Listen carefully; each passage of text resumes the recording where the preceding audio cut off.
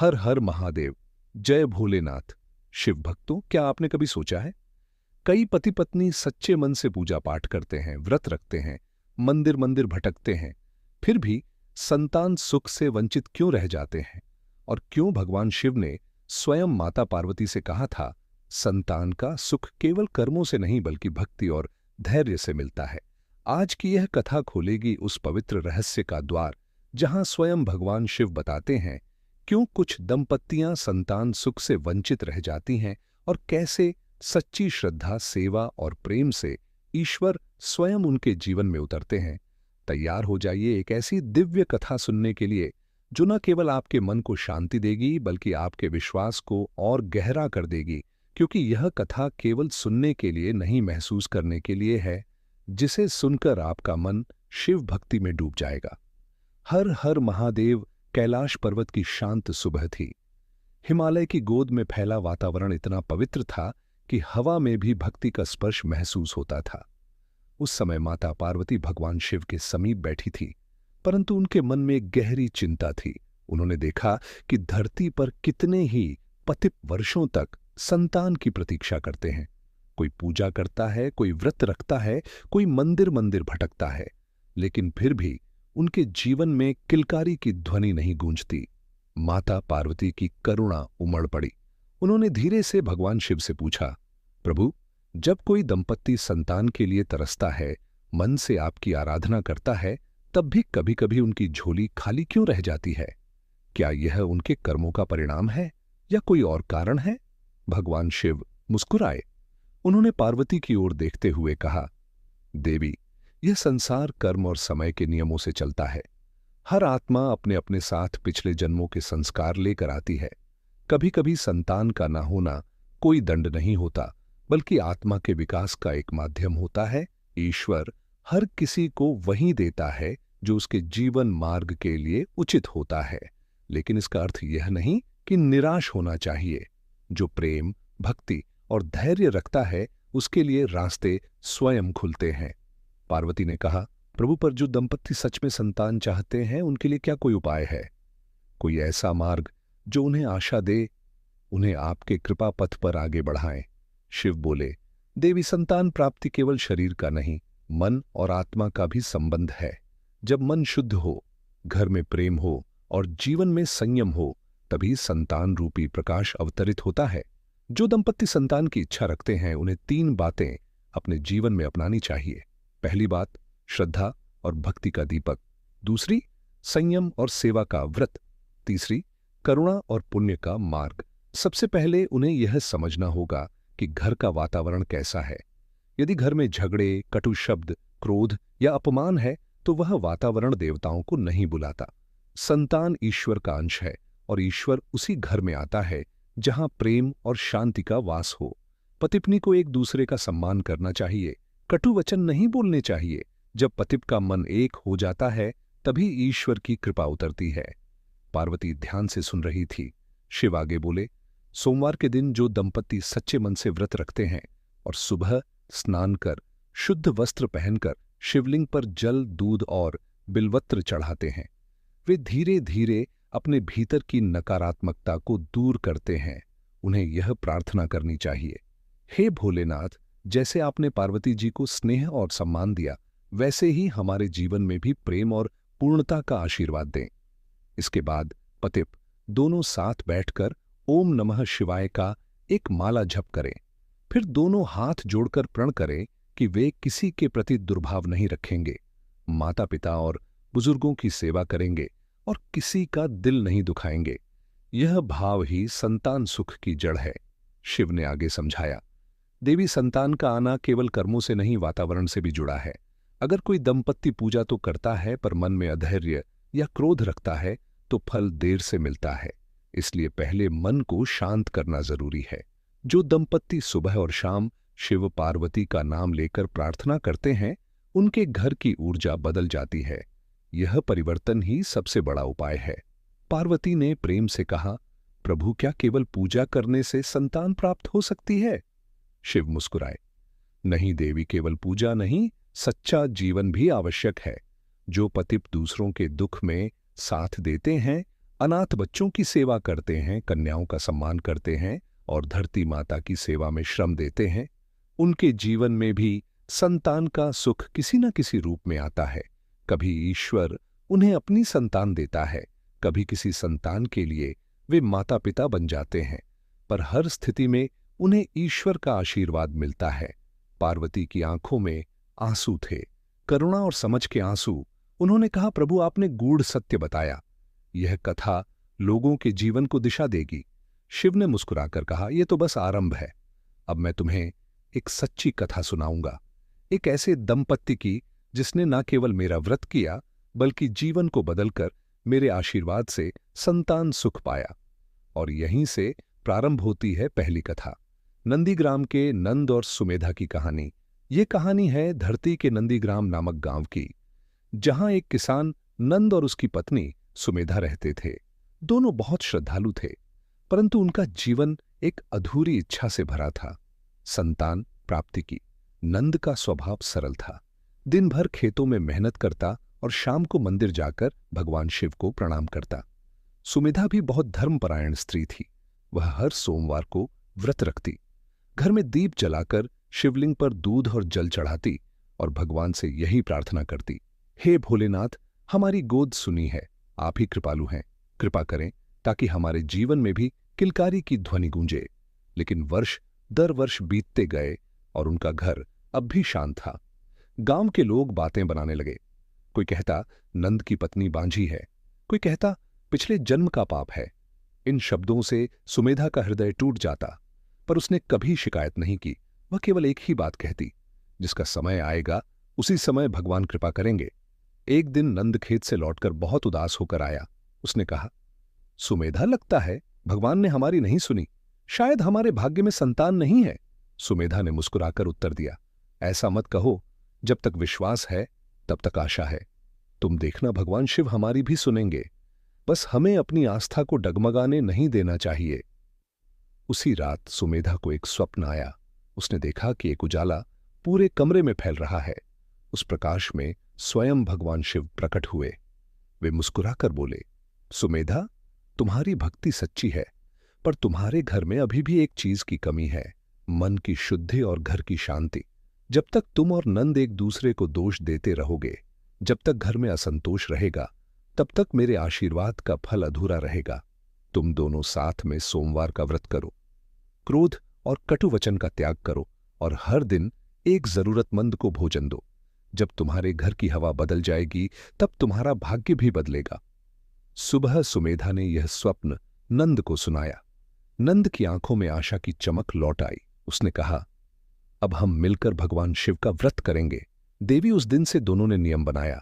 हर सोमवार को वे स्नान कर शुद्ध वस्त्र पहनते, मिट्टी का एक छोटा शिवलिंग बनाते और घर के आंगन में उसकी पूजा करते। पहले दूध, फिर गंगा जल और फिर बिल्वत्र चढ़ाते। सुमेधा ओम नमः शिवाय का जप करती और नंद चुपचाप साथ बैठता। पूजा के बाद दोनों एक गरीब परिवार को भोजन कराते और शिव जी से यही प्रार्थना करते, हे भोलेनाथ, हमारे घर में भी आपका आशीर्वाद उतरे। धीरे धीरे उनका घर बदलने लगा। पहले जहां दुख की छाया थी, अब वहां शांति का वास होने लगा। नंद अब पहले जैसा चिड़चिड़ा नहीं रहा। वह खेत से लौटकर सुमेधा की मदद करने लगा। दोनों मिलकर गायों की सेवा करते, मंदिर जाते और गांव के बच्चों को फल देते। गांव के लोग भी कहते, देखो नंद और सुमेधा के घर में अब कैसी शांति है, लगता है भगवान उनके पास है। समय बीता। एक दिन श्रावण मास की चतुर्दशी की सुबह सुमेधा ने अपने पूजन के बाद शिवलिंग के सामने दीपक जलाया। जैसे ही उसने दीपक में घी डाला, उसकी आंखें भर आईं और उसने कहा, प्रभु, अगर हमने कोई गलती की हो तो क्षमा करें, हम बस आपके चरणों में सच्चा विश्वास चाहते हैं। उसी रात उसे वही उजाला फिर दिखा। इस बार भगवान शिव के साथ माता पार्वती भी थी।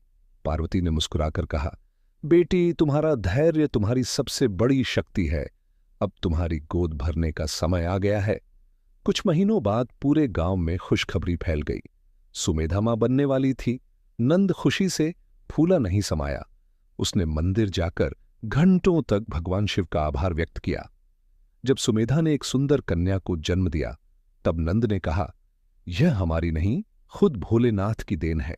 हमारी बेटी नहीं, हमारी आस्था का उत्तर है। गांव में उस दिन से एक परंपरा शुरू हुई। हर सोमवार लोग अपने घर में दीप जलाकर भगवान शिव से प्रार्थना करने लगे कि उनके घर में भी ऐसा स्नेह और शांति बनी रहे। भगवान शिव ने पार्वती से कहा, देवी देखो, सुमेधा और नंद ने केवल व्रत नहीं किया, उन्होंने अपने जीवन को बदला। जब घर की हवा भक्ति से भर जाती है, तब भगवान स्वयं उसमें प्रवेश करते हैं। यही भक्ति का रहस्य है। पार्वती ने श्रद्धा से सिर झुकाया। नाथ, ये कथा तो प्रत्येक घर में दीपक की तरह जल सकती है। शिव ने उत्तर दिया, हां देवी, क्योंकि शिव की कृपा केवल मंदिर में नहीं, सच्चे मन और शांत घर में उतरती है। भगवान शिव बोले, देवी, दूसरी कथा मगध राज्य की है, जहां एक धर्मप्रिय राजा धृतिवर्धन और उनकी पत्नी रानी सुभाषिणी शासन करते थे। यह युग बहुत पुराना था, जब धरती पर धर्म की जड़ें गहरी थी, परंतु हर हृदय अपनी कोई ना कोई परीक्षा झेलता था। इस युग में भी धन, वैभव और शक्ति सब कुछ होते हुए भी राजा रानी के जीवन में एक गहरी अधूरी इच्छा थी, संतान प्राप्ति की। राजा धृतिवर्धन एक न्यायप्रिय और करुणामय शासक थे। उन्होंने अपने राज्य को नदियों, वृक्षों और शिलाओं से समृद्ध बनाया था। जनता उन्हें पिता समान मानती थी। रानी सुभाषिणी अत्यंत गुणवान, विनम्र और धर्मपरायण स्त्री थी। वे हर प्रातः ब्रह्म मुहूर्त में उठकर शिव पार्वती की आराधना करती, गौ माता की सेवा करती और ब्राह्मणों को अन्नदान देती। लेकिन समय बीतता गया और रानी की गोद खाली रही। धीरे धीरे महल के गलियारों में कान्हा फूंसी शुरू हुई। कुछ मंत्री फुसफुसाते, राजवंश का उत्तराधिकारी नहीं है, राज्य का भविष्य अनिश्चित है। कुछ दुष्ट सलाहकारों ने तो यहां तक कहा, महाराज, आपको दूसरा विवाह कर लेना चाहिए। राजा धृतिवर्धन ने कठोर स्वर में कहा, न हो, कहीं विवाह मेरे लिए कोई वस्त्र बदलने का व्यवहार नहीं। सुभाषिणी केवल मेरी रानी नहीं, मेरी आत्मा का अंश है। मैं ईश्वर की परीक्षा से भागकर धर्म को अपवित्र नहीं करूंगा। रानी यह सुनकर रो पड़ी। उन्होंने सिर झुकाकर कहा, प्रभु, लोग जो कहते हैं कहने दें, पर मैं जानती हूं कि संतान की प्राप्ति केवल गर्भ से नहीं, कर्म से होती है। यदि हम ईश्वर की सेवा करेंगे तो यह राज्य ही हमारी संतान बन जाएगा। यह सुनकर शिव मुस्कुराए और बोले, देवी पार्वती देखो, सुभाषिणी जैसी स्त्री का मन ही भक्ति का सबसे बड़ा मंदिर होता है। रानी ने एक दिन यह निश्चय किया कि वे स्वयं भगवान शिव और माता पार्वती की विशेष पूजा करेंगी। उन्होंने सोमवार के व्रत की प्रतिज्ञा ली। हर सोमवार वे केवल फल और जल ग्रहण करती और दिन भर ईश्वर का नाम लेती। रात्रि में वे मंदिर में जाकर शिवलिंग पर दूध, शहद और बिलपत्र चढ़ाती और मन ही मन कहती, हे भोलेनाथ, यदि हमने कोई पाप किया हो तो क्षमा करें। हमारे जीवन को सार्थक बनाइए, चाहे संतान मिले या ना मिले, पर हमें ऐसा हृदय दीजिए जो दूसरों के बच्चों के लिए भी स्नेह से भरा रहे। धीरे धीरे इस पूजा का असर पूरे राज्य पर दिखने लगा। लोगों के मन से लोभ और क्रोध घटने लगा। राजा और रानी दोनों ने एक संकल्प लिया कि जब तक संतान नहीं मिलती, तब तक वे अपने राज्य के हर अनाथ बच्चे को अपना मानेंगे। उन्होंने महल के भीतर एक बाल सेवा गृह बनवाया, जहां अनाथ और निर्धन बच्चों को शिक्षा और भोजन दिया जाता था। रानी स्वयं हर दिन वहां जाती, बच्चों को भोजन कराती, उनके सिर पर हाथ फेरती और कहती, तुम सब मेरे भगवान के अंश हो। राजा भी दरबार से लौटकर उसी बाल गृह में कुछ समय बिताते। देखते ही देखते बाल सेवा गृह मंदिर जैसा पवित्र स्थान बन गया। एक दिन पूर्णिमा की रात थी। रानी ने बाल गृह में दीपक जलाया और शिवलिंग के सामने बैठी रही। तभी एक तेज प्रकाश वहां फैला और शिव पार्वती का दिव्य रूप प्रकट हुआ। भगवान शिव बोले, सुभाषिणी, तुम्हारी भक्ति और सेवा ने हमें प्रसन्न किया है। जो प्रेम तुमने अनाथ बच्चों को दिया, वह सच्चे मातृत्व से भी बढ़कर है। इसलिए आज से तुम सबकी माता कहलाओगी और जान लो, कुछ महीनों बाद तुम्हारे घर में भी ईश्वर का प्रकाश अवतरित होगा। रानी की आंखों से आंसू बह निकले। उन्होंने हाथ जोड़कर कहा, हे भोलेनाथ, यह आपकी कृपा है। समय बीता और कुछ ही महीनों में पूरे मगध में शंख और नगाड़ों की ध्वनि गूंज उठी। रानी सुभाषिणी ने एक सुंदर बालक को जन्म दिया। राजा ने बालक का नाम रखा चैतन्य, जिसका अर्थ था प्रेम से जागृत आत्मा। जब चैतन्य बड़ा हुआ तो उसने वही सीखा जो उसके माता पिता ने जिया था। सेवा, करुणा और न्याय। उसने राज्य में ऐसी व्यवस्था की कि किसी भी बालक को अनाथ कहने की आवश्यकता नहीं रही। हर गांव में बाल सेवा केंद्र खोले गए, जहां लोग स्वयं सेवक बनकर बच्चों का पालन पोषण करते थे। शिव ने पार्वती से कहा, देवी, यही धर्म का सच्चा रूप है। संतान केवल रक्त का संबंध नहीं, संस्कार का विस्तार है। जो दूसरों के बच्चों को अपनाता है वह ईश्वर की दृष्टि में सच्चा पिता और माता कहलाता है। पार्वती की आंखें भर आईं। उन्होंने कहा, प्रभु, सच ही कहा आपने। सेवा और करुणा का फल सबसे मधुर होता है। शिव बोले, देवी, और यही करुणा जब किसी घर में प्रवेश करती है तब वहां शांति, प्रेम और ईश्वर का वास हो जाता है। संतान का सुख उसी को मिलता है जो दूसरों के सुख में सहभागी बनता है। भगवान शिव बोले, देवी, अब सुनो तीसरी कथा जो काशी नगरी की है। वह नगरी जहां मेरे नाम का जयघोष हर गली में गूंजता है, जहां सुबह का हर घंटा हर हर महादेव कहकर दिन की शुरुआत करता है, उसी पवित्र भूमि पर रहते थे धरणीधर और उनकी पत्नी लावण्य। दोनों मिट्टी के कुम्हार थे। साधारण जीवन पर सच्चा मन उनका घर छोटा था, पर उसमें मेहनत और भक्ति की सुगंध थी। धरणीधर सुबह भट्ठी जलाता, मिट्टी गूंथता और सुंदर घड़े बनाता। लावण्य उसके साथ बैठकर मिट्टी को आकार देती। परंतु उनके जीवन में एक ही कमी थी, उनके घर की गोद सुनी थी। शादी के कई वर्ष बीत चुके थे, पर उन्हें संतान सुख नहीं मिला। लावण्य हर दिन मंदिर जाकर शिवलिंग पर फूल चढ़ाती और प्रार्थना करती, हे भोलेनाथ, जब हम इस मिट्टी को आकार देते हैं तो हमें भी वह सौभाग्य दीजिए कि हम किसी जीवन को जन्म दे सकें। धीरे धीरे लोगों ने बातें बनाना शुरू किया। कोई कहता लावण्य की किस्मत ही सुनी है, कोई कहता शायद इनके भाग्य में मां बनना नहीं लिखा। ऐसे शब्दों ने दोनों को दुखी कर दिया, पर उन्होंने कभी भगवान से मुख नहीं मोड़ा। एक दिन लावण्य मंदिर से लौट रही थी कि रास्ते में एक वृद्ध साधु मिले। उन्होंने लावण्य से कहा, बेटी, दुखी क्यों हो? लावण्य ने सिर झुकाकर कहा, महाराज, भगवान ने सब कुछ दिया है, घर, काम, सम्मान, पर संतान का सुख नहीं दिया। साधु ने मुस्कुराकर कहा, भगवान कभी किसी की झोली खाली नहीं रखते, बस देने का समय और तरीका अलग होता है। तुम और तुम्हारे पति हर सोमवार पार्थिव शिवलिंग बनाकर उसकी पूजा करो। मिट्टी तुम्हारा पेशा है, वही तुम्हारा साधन भी बनेगी। हर पूजा के बाद वह शिवलिंग गंगा में प्रवाहित करना और यह प्रण लो कि किसी भी जीव को अपने कारण पीड़ा ना पहुंचे। लावण्य ने हाथ जोड़कर कहा, ऐसा ही होगा। उस दिन से धरणीधर और लावण्य ने साधु के कहे अनुसार पूजा आरंभ की। हर सोमवार वे भोर में उठते, घर की मिट्टी से छोटा शिवलिंग बनाते, उसे दीपक की रोशनी में रखकर भक्ति से पूजते। दूध, शहद, जल और बिलपत्र चढ़ाते, फिर ओम नमः शिवाय का जप करते। पूजा के बाद वह शिवलिंग गंगा में प्रवाहित करते हुए यही कहते, हे भोलेनाथ, हमारी भक्ति सच्ची हो, चाहे फल देर से मिले, पर कृपा बनी रहे। धीरे धीरे उनके घर की हवा बदलने लगी। पहले जो घर चुपचाप था, वहां अब भक्ति गीतों की गूंज होने लगी। धरणीधर पहले जहां काम के दबाव में चिड़चिड़े रहते थे, अब मुस्कुराने लगे। लावण्य भी अब हर बच्चे को अपने घर बुलाकर उन्हें मिट्टी से घड़ा बनाना सिखाती। वह कहती, जिसके हाथ में मिट्टी को आकार देने की ताकत है, उसके मन में भी सृजन का आशीर्वाद छिपा होता है। गांव के लोग कहने लगे, देखो, इनके घर में तो बच्चों की आवाज गूंजती है, चाहे वे अपने ना हो, पर इनसे हर बच्चा प्यार करता है। इसी तरह 2 वर्ष बीत गए। धरणीधर और लावण्य का घर अब पूजा, सेवा और भक्ति से भरा हुआ था। एक दिन जब वे शिवरात्रि का व्रत कर रहे थे, तब पूजा के अंत में दीपक के प्रकाश में उन्हें वही वृद्ध साधु दिखाई दिए। साधु ने कहा, तुम्हारी श्रद्धा ने तुम्हारा भाग्य बदल दिया है। अब ईश्वर का वरदान तुम्हारे द्वार पर आने वाला है। याद रखना, जब भी मिट्टी से घड़ा बनाओ तो उसे आशीर्वाद समझकर बनाना, क्योंकि तुम केवल घट नहीं बनाते, जीवन के पात्र बनाते हो। कुछ ही महीनों बाद लावण्य ने एक पुत्र को जन्म दिया। बालक के चेहरे पर जैसे दिव्य आभा थी। धरणीधर ने उसका नाम रखा घटक, क्योंकि वह घट बनाने वाले माता पिता का पुत्र था और शिव की कृपा का प्रतीक था। गांव के लोगों ने कहा, भगवान शिव ने सचमुच करुणा बरसाई है, यह तो चमत्कार है।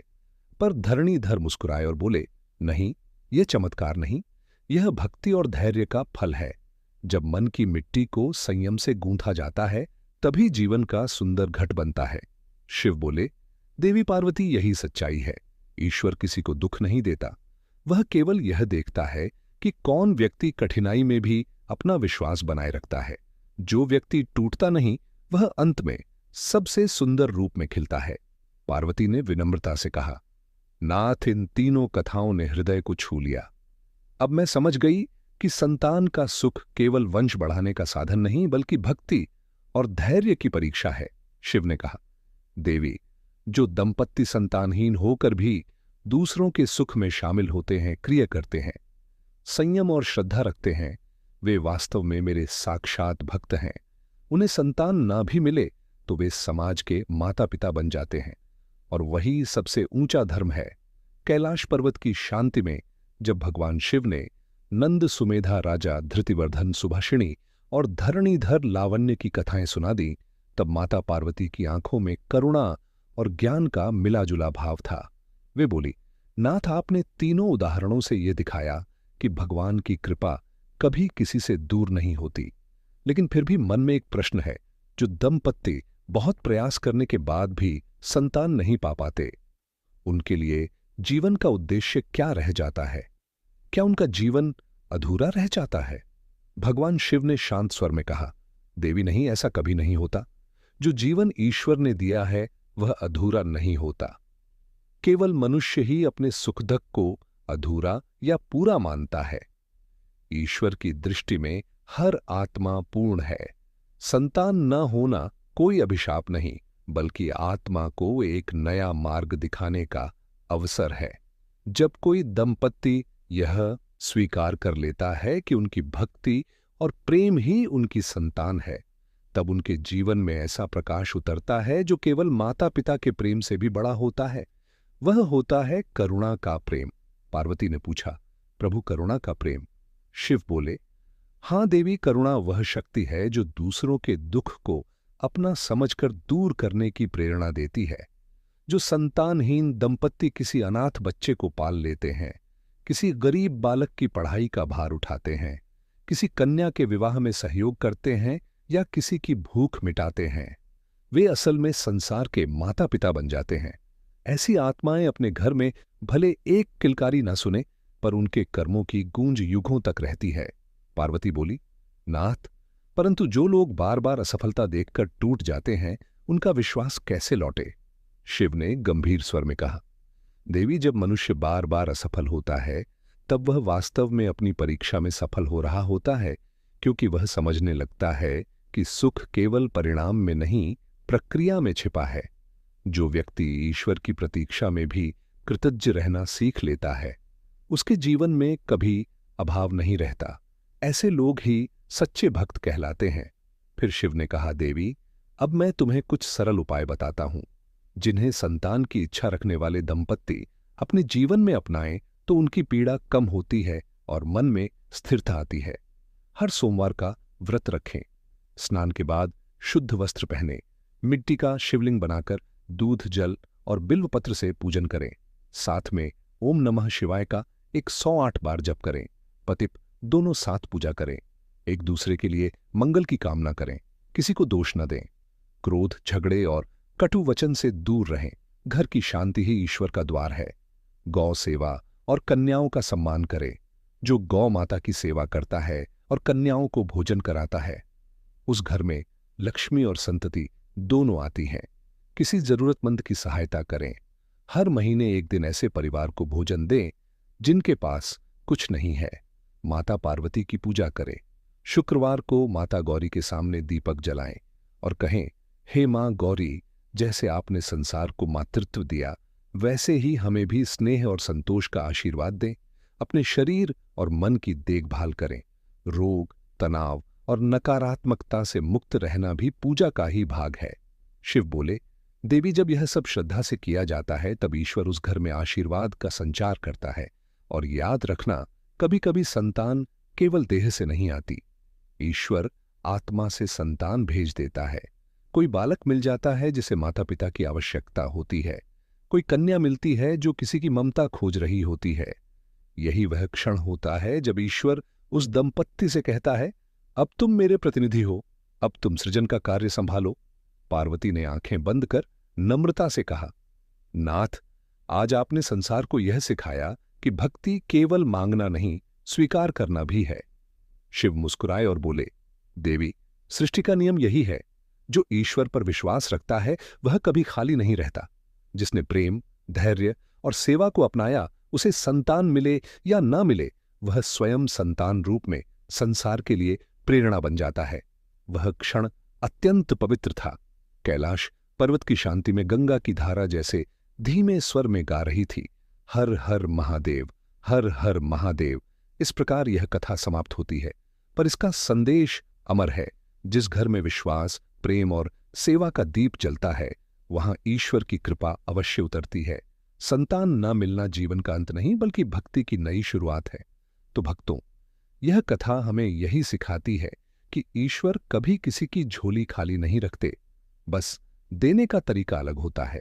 संतान का सुख केवल जन्म में नहीं, बल्कि सेवा, करुणा और प्रेम में छिपा होता है। भक्तों, अगर आपको ये कथा पसंद आई हो तो इसे लाइक करें, शेयर करें और हमारे चैनल सुनो कहानियान को सब्सक्राइब करना ना भूलें, ताकि ऐसी ही भक्ति, भावना से सराबोर और प्रेरणादायक कथाएं आप तक पहुंचती रहे। फिर मिलेंगे अगली कथा में। तब तक जुड़े रहिए, कहते रहिए हर हर महादेव, जय भोलेनाथ।